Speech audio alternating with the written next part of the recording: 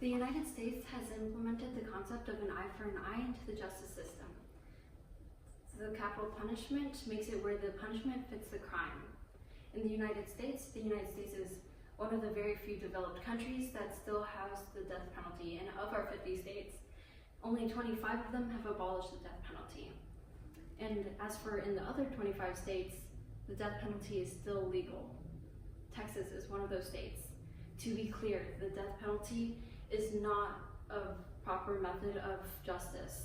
Today I want to talk to you about, first, the disadvantages of the death penalty, second, how the death penalty affects our communities, and finally, how advocating for the abolition of the death penalty benefits our communities.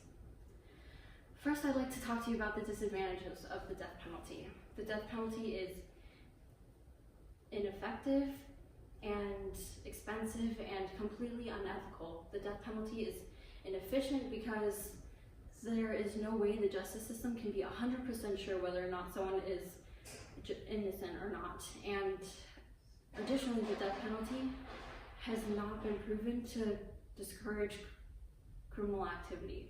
And according to the Death Penalty Information Center, they believe that claims that state that the death penalty has a deterrent effect on the murder rates is fundamentally flawed and should not be considered when making policy decisions. Additionally, the death penalty is extremely expensive and takes an economic toll on the United States. According to the Death Penalty Information Center, in Texas, the cost of, on average, for the death penalty cases is $2.3 million, which is 3 times the cost of imprisoning a single person in a single cell at the highest level of security for 40 years. Money spent on the death penalty cases and execution process is better spent on supporting victims and their families and eliminating the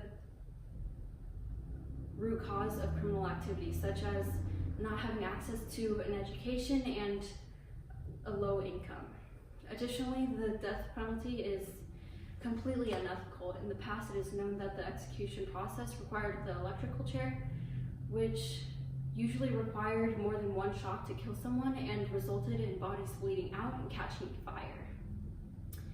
And the Supreme Court case, Gregg versus Georgia, decided that the death penalty is completely constitutional. So today, the death penalty is still current, but we switched over from the electrical chair to lethal injection, which is just as unethical because with the lethal injection, there's also a paralytical drug injection that paralyzes the person but does not eliminate pain whatsoever.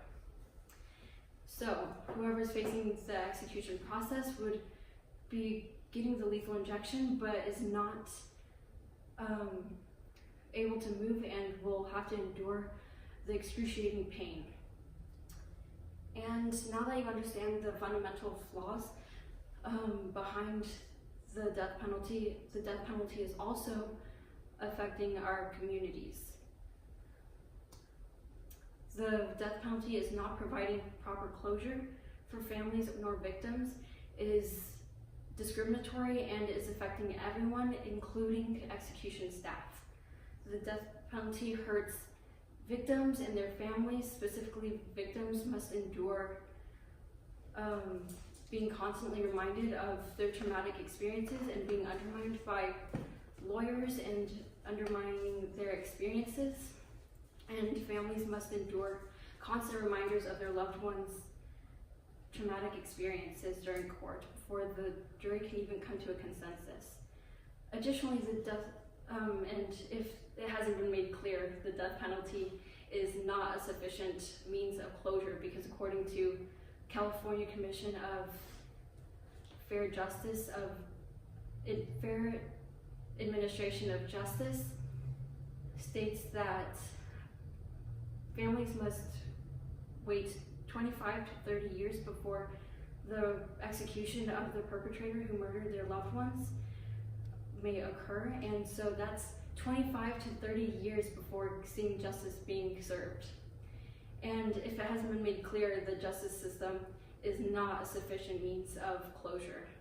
Additionally, the death penalty is extremely discriminatory. It is not unknown that the death penalty has, the justice system is discriminatory, so why wouldn't the discrimination extend to the death penalty as well? And according to the Death Penalty Information Center, 256 African American defendants have been executed for the murder of a white victim, whereas only 21 white defendants have been executed for the murder of an African American victim. Additionally, racial profiling is a current issue in the justice system, which eliminates the effectiveness of innocent till proven guilty in the court. And additionally, the death penalty affects everyone involved, including the execution staff. The execution staff must endure a psychological toll because of the death penalty, and it's not uncommon for them to require therapy afterwards. And now I would like to talk to you about how advocating for the abolition of the death penalty benefits your communities. Petitioning, protesting, and notifying your senators of the death penalty and their issues benefits your community, because advocating for the abolition of the death penalty would allow money usually spent on the death penalty cases and execution process is going to be diverted to supporting victims and their families, as well as eliminating the underlying causes behind criminal activities, such as not having access to a proper education, as well as having a low income. So that being said, as you can see, there is no justice in the death penalty, and advocating for the abolition of the death penalty would support your community, low-income communities, as well as eliminating issues facing no access to a proper education, as well as supports families and victims of these horrendous crimes.